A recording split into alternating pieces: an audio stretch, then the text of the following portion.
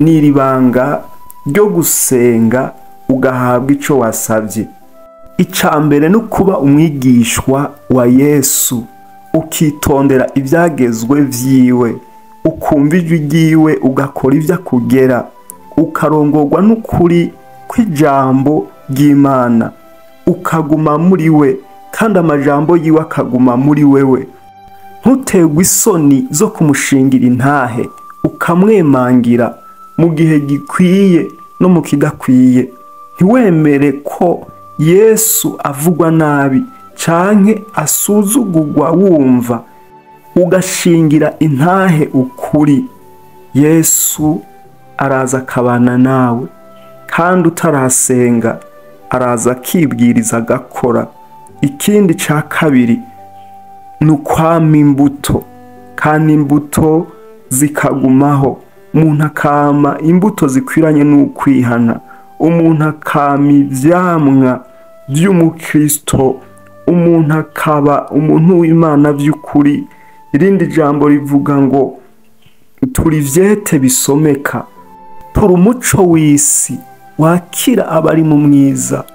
Ibi nivyo umuntu akora bikaruhura umutima w'Imana. Imana ikibwiriza, ikaza gukora, ikaza ikivanga mu vyawe. Niyo wowe utarasenga, iraza igakora.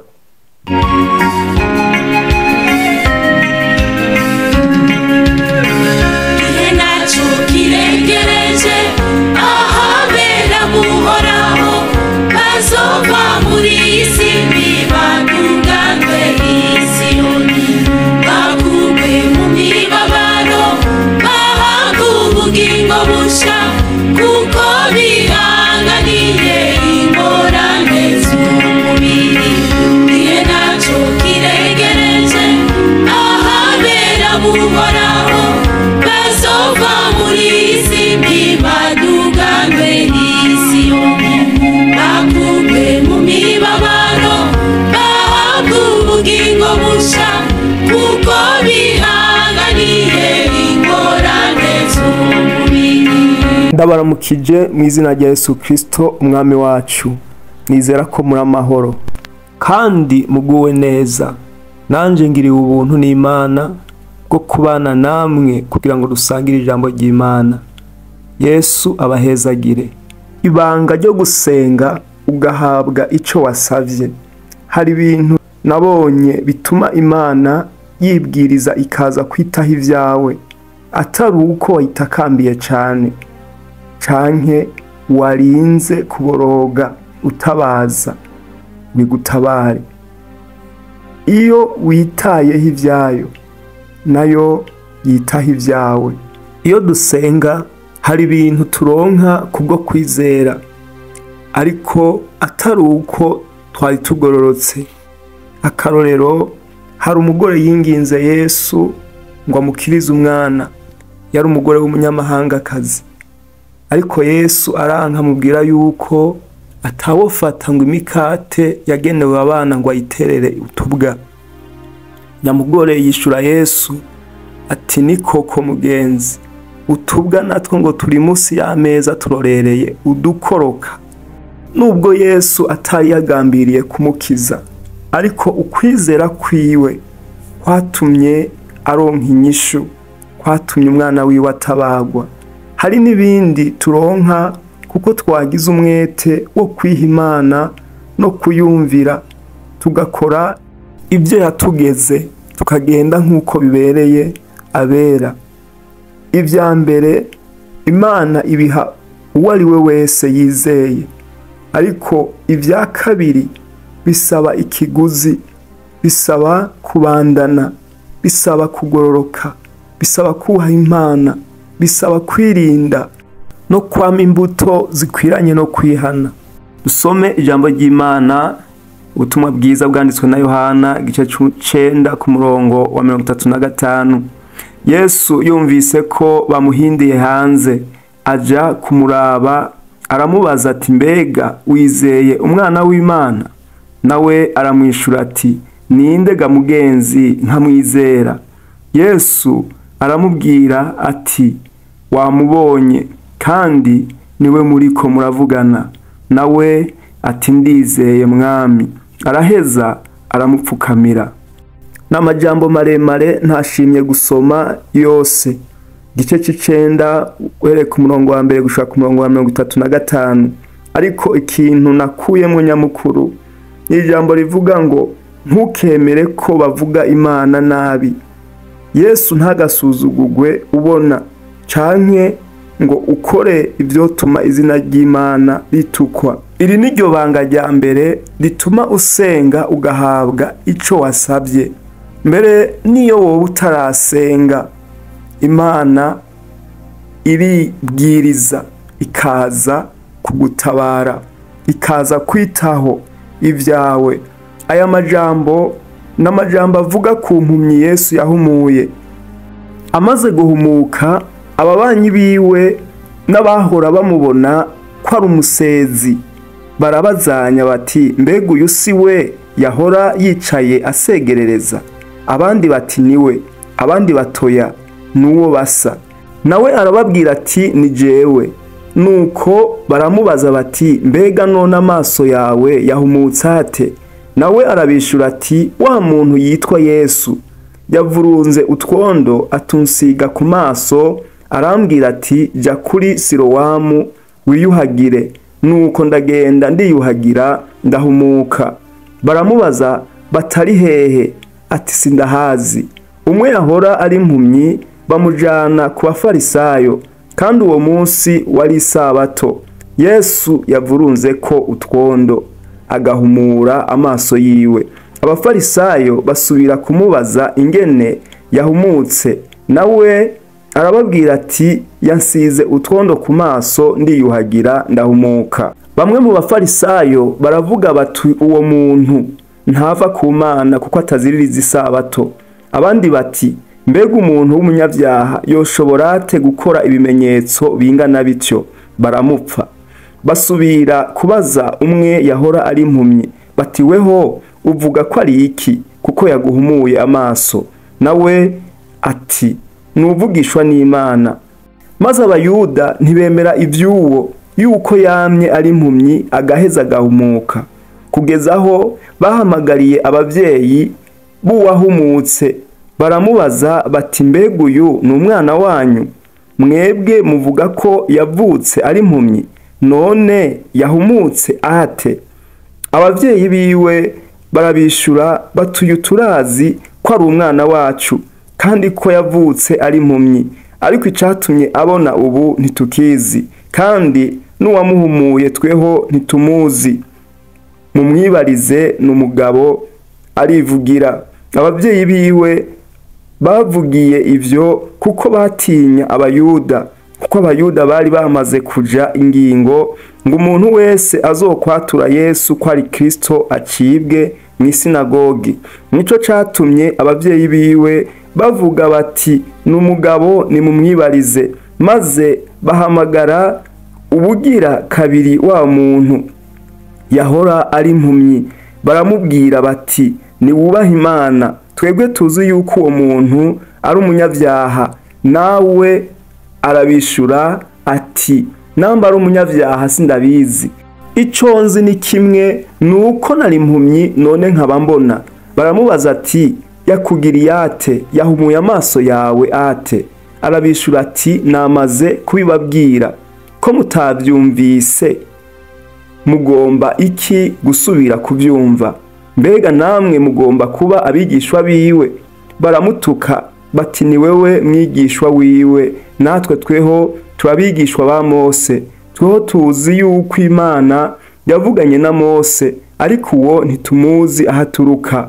Wa muntu arabishura terega nigitangaza ko mutazi ahaturuka, kandi ari we yahumuye amaso yanje. Turazi ko Imana itumviriza abanyavyaha, ariko uyubaha agakora ivyo igomba uwo niwe yumviriza. Uhereye kera hose ntihumvikanye ko hari umuntu yahumuye amaso y'uwavutse ari impumyi. Iyaba uyo atavuye ku Mana ntaco yoshoboye gukora. Baramwishura bati wewe wavukiye mu vyaha gusa, ni wewe utwigisha? Bamuhindira hanze. Yesu yumvise ko bamuhindiye hanze, aja kumuraba aramubaza ati mbega wizeye umwana w'Imana? Nawe aramwishura ati ninde ga mugenzi nkamwizera? Yesu aramubwira ati wamubonye, kandi niwe muriko muravugana. Nawe ati ndizeye mwami. Araheza aramupfukamira. Aya majambo arerekana ingene Yesu yamuhumuye aca arigira. Abafarisayo bagerageza kuvuga nabi Yesu imbere yiwe no kumusuzugura, bamwereka ko Yesu atavuye mu ijuru ahubwo ari umunyabyaha. Bavuga ko bo bazi ko Imana yavuganye na Mose, ariko uwowe batazi aho aturuka. Wa muntu arabishura aterega n'igitangaza ko mutazi aho aturuka, kandi ari we yahumuye amaso yanje.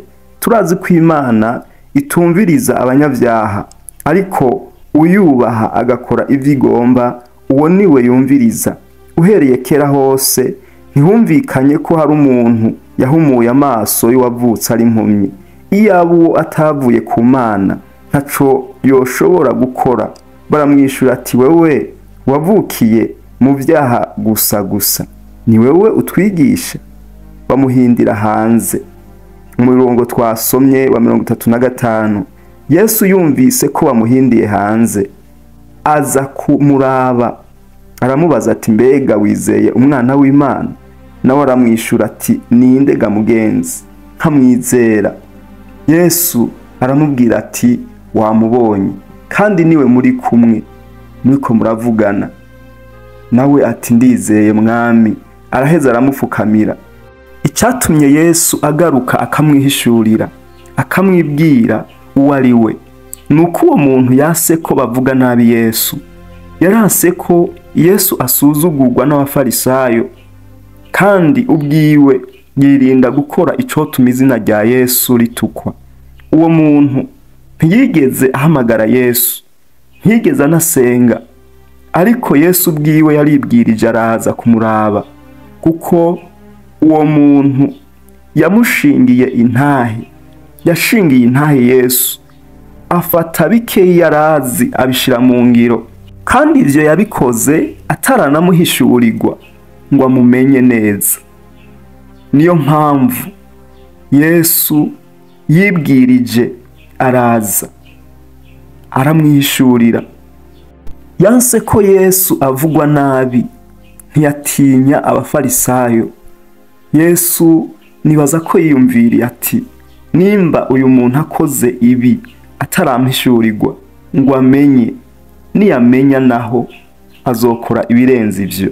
Ijambo ry'Imana mu butumwa bwiza uko bwanditswe na Yohana 14 ku murongo wa 21 haravuga ngo uri n'ivyagezwe vyanje akavyitondera, uwo niwe ankunda, kandi unkunda akundwa na Data, nanje nzomukunda kandi nzomwihishurira. Imana nihabwe icubahiro. Haraho umuntu aba mu vy'Imana ariko atarahishurirwa Yesu ngo amumenye. Turabona uyu muntu yari yavutse ari impumyi. Icatumye Yesu amwihishurira nuko yashingiye intahe Yesu, agahagarara mu kuri kw'ijambo ry'Imana, kandi ntiyatinya abantu ngo baramutwenga. Yesu mu majambo yavuze mu butumwa bwiza twasomye, yavuze ngo uri n'ivyagezwe vyiwe akavyitondera, uwo ni wamukunda, kandi ngo uwumukunda ngo azokundwa na Data, kandi na Yesu azomukunda. Ibisigaye ngo azoca amwihishurira amumenye neza. Imana nihabwe icubahiro. Yesu rero yongera aravuga ngo nimwankunda muzokwitondera ivyagezwe vyanje. Ahandi aravuga ngo murabakunzi banje nimwakora ivyo mbagera. Ariko haraho umuntu aba mu vy'Imana atarahishurirwa Yesu, ariko usanga icabitumye nuko ivyo yamenye bike ntabishira mu ngiro, ntabyitondera. Bica bigaragaza ko nta gukunda Yesu kuri muri we. Yesu yavuze ngo utamperereye ko n'umwasi wanje, kandi udasukiranya nanje arasanzaza. Uyu muntu rero acabaho avuga Imana yumvanya abandi, ariko atariyo yabonye. Akarorero, Abisirayeli mu bugaragwa ntibakurikira Imana nk'Imana yabo bazi, ariko nubwo bari barabonye ibimenyetso n'ibitangaza byinshi ikorera muri bo, byaragaragaye ko Imana bayikurikira nk'Imana ya Mose, kuko igihe Mose yaba atahari baciye bibazira igishushanyo. Imana idufashe. Ikindi kigaragaza yuko Abisirayeli mu bugaragwa batari bwahishurirwa Imana ni igihe bumvitiye amakuru y'abatasi. Bibiliya ivuga ngo abantu barizwa n'inkuru z'abatasi. Amajambo dusoma mu Guharura 14 uhereye ku murongo wa mbere. Ishengero ryose riraturikisha riraboroga. Iryo joro abantu bararira. Abisirayeli bose bidodombera Mose na Aroni. Ikoraniro ryose rirababarira ritesiyo tuba twaraguye mu gihugu ca Egiputa, canke tukagwa muri ubu bugaragwa. Mbega Uhoraho atujanira iki muri ico gihugu? Kwicirwayo n'inkota, abagore bacu n'ibibondo byacu bakazoba abanyagano. None iciza suko twosubira muri Egiputa? Baravugana batenda twitoranirize uwo kutugaba twisubirire muri Egiputa. Maze Mose na Aroni bikubitira hasi imbere y'ishengero ryose ry'Abisirayeli ryari rihakoraniye. Yoshua mwene Nuni na Kalebu mwene Yefuni bari mu gitigiri c'abagiye gutata ico gihugu, bitantamurira ko impuzu zabo. Babarira iryo shengero ryose ry'Abisirayeli bati, igihugu twanyuragiyemwo tugitata ni igihugu ciza c'agahebuza. Uhoraho namba tumuhimbaye azotujana muri ico gihugu akiduhe, kandi ni igihugu gitemba amata n'ubuki. Mugabo ntimugararize Uhoraho, kandi ntimutinye bene ico gihugu, tuzobarya bwa mutsima. Icabatwikira cabavuyeko, ariko tweho Uhoraho ari mu ruhande rwacu, ntaco mubatinya. Ishengero ryose riraheza rivuga ko babicisha amabuye, maze ubwiza bw'Uhoraho bubonekera Abisirayeli bose buri mw'ihema ry'ibonaniro. Uhoraho abarira Mose ataba abantu bazogeza hehe kunkengera? Bazogeza hehe kutanyizera? Naho nakoreye ibitangaza bingana bityo hagati muri bo. Ugiye kuraba imyaka Abisirayeli bari bagendanye n'Imana n'ibimenyetso n'ibitangaza yakoreye hagati muri bo, bari abantu twovuga ko bari bazi Imana bitewe n'uburyo yabiyeretsemo, bakumva ijwi ryayo imbona nkubone. Ariko dufatiye kuri aya majambo dusomye, biraboneka ko batigeze bayimenya, ntibigeze bamenya Imana. Bari bazi Imana ya Mose, ariko atari Imana yabo. No kuyikurikira bayikurikira nk'Imana ya Mose, ubwabo ntibigeze bayihishurirwa ku giti cabo ngo bayimenye. Nico gituma igihe Mose amaze igihe ataboneka, Imana ya Mose baciye bayibagira, bironderera Imana yabo. Nubwo Imana yakoreye muri bo ibimenyetso n'ibitangaza, ikabaha manu, ikabaha inyama, ikagendera hagati muri bo, ariko ntibigeze bayimenya. Icatumye Yesu yibwiriza akaza kwihishurira uwavutse ari impumyi, nuko yashize mu ngiro bike yarazi. Ibyo vyagaragaje urukundo akunda Yesu, nkuko twasomye ijambo ry'Imana ngo ufise ibyagezwe vyiwe akavyitondera, uwo ni wamukunda. Umuhigwe nuwumva ico ijambo ry'Imana rivuga akagikora. Kandi nawe mwene data, iri niryo banga rizotuma Yesu yibwiriza akaza kwitaho ibyawe. Niyo witondera ivyagezwe vyayo, ukagendera mu kuri kw'ijambo ry'Imana, ukirinda gusuzuguza Yesu, kandi ubwawe ntiwemere ko Yesu asuzugurwa ubona utarasenga, azoza agutabare, kandi utaravuga Yesu azoza yiteho ibyawe kandi azokwihishurira nk'uko yabisezeranye. Ibanga rigira kabiri rituma usenga ugahabwa ico wasabye ni ukwama ivyamwa. Natwe icatumye Imana idukiza igakora ibikomeye muri twebwe, ikaduha ubugingo, ikadukiza ivyaha, ikaduha mpwemu, kwari ukugira tuyamire ivyamwa. Icatumye ikorera ibimenyetso bikomeye imbere y'Abisirayeli nuko hari ico yabagomba ko, hari ico yari biteze ko. Ubutumwa bwiza bwa Yohana igice 15:5 haravuga ngo, ni jewe muzabibu namwe muri amashami, uguma muri jewe nanje nkaguma muri we, uwo niwe yama cane, kuko ataco mubasha gukora mutamfise. Ku murongo w'8, muri ivyo data arashimagizwa nimwama cane kandi mukaba abigishwa banje. Ku murongo wa 16 haravuga ngo, si mwebwe mwantoranije, ariko ni jewe nabatoranije, nabashizeho kugira ngo mugende murama imbuto, kandi ngo imbuto zanyu zigumeho, kugira ngo ico muzosaba data cose mw'izina ryanje akibahe. Ibyo ndabibageze kugira ngo mukundane. Mana nishimwe. Kwama ivyamwa nta muntu yovyishoboza ubwiwe atabishobozwe na Yesu, ariko igitangura nuko uwo muntu aba muri Yesu, Yesu nawe akaba muri we, kugira ngo ashobozwe kwama ivyamwa by'agakiza, yame imbuto zikwiranye no kwihana, agende nk'uko bibereye abera. Yesu rero avuga ko ataco dushobora gukora tutamufise. Kibabaza Yesu n'igihe umuntu yakorewe ibikwiye byose kugira ngo yame ivyamwa, agatotahara, akabagarirwa, akavomererwa, mugabo hageze kwama ntiyame, akama ibijabija. Ivyo birababaza Yesu. Yari yiteze ko bazomwamira imbuto nziza, bakaruhura umutima wiwe, bakahesha Imana icubahiro mu mahanga, bakaba umuco wakira abandi bakiri mu mwiza, nabo ngo baronka agakiza. Indimiro zinyoye imvura yaziguye ko kenshi, iyo zimezemwo ibirimwa bikwiye abazirimiwe, zironka umugisha w'Imana.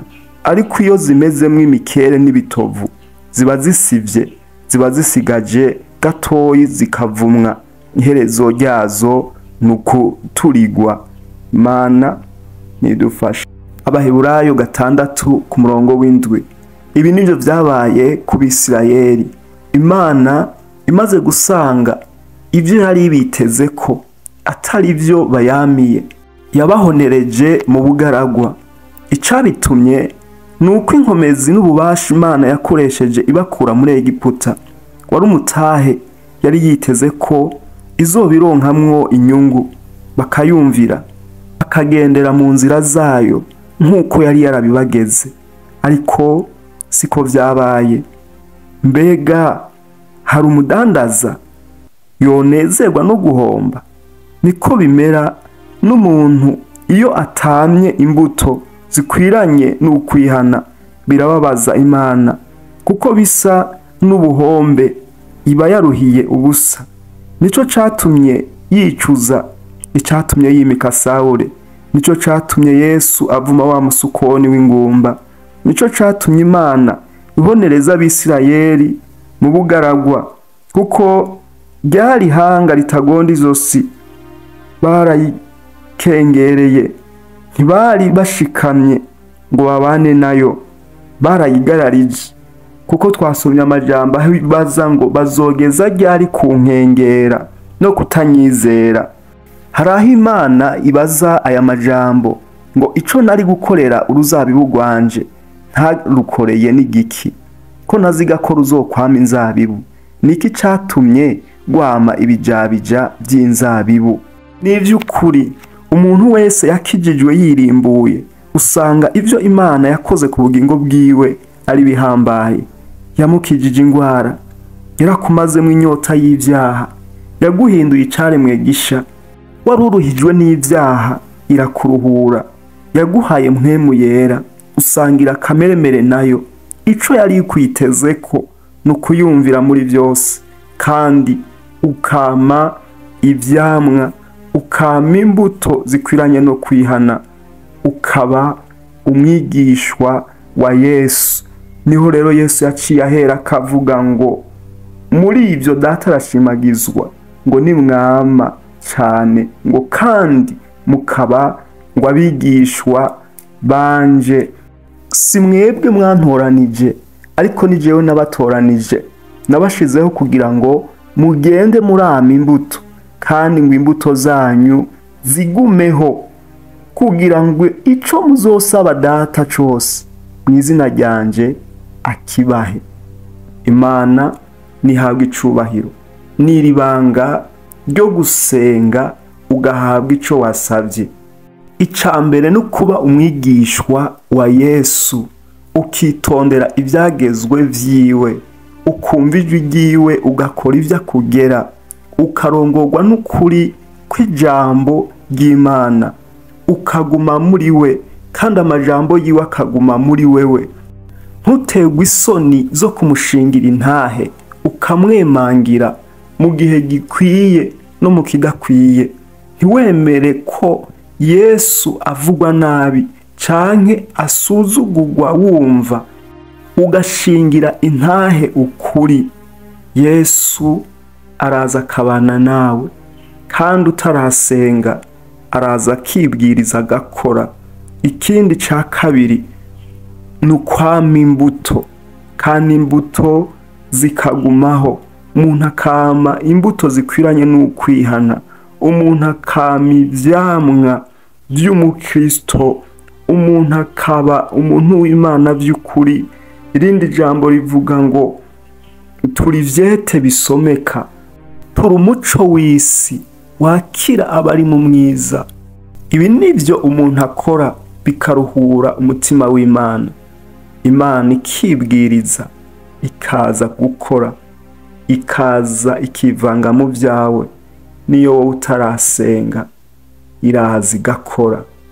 Imana nibahezagire n'aya majambo y'Imana. Gira umugisha.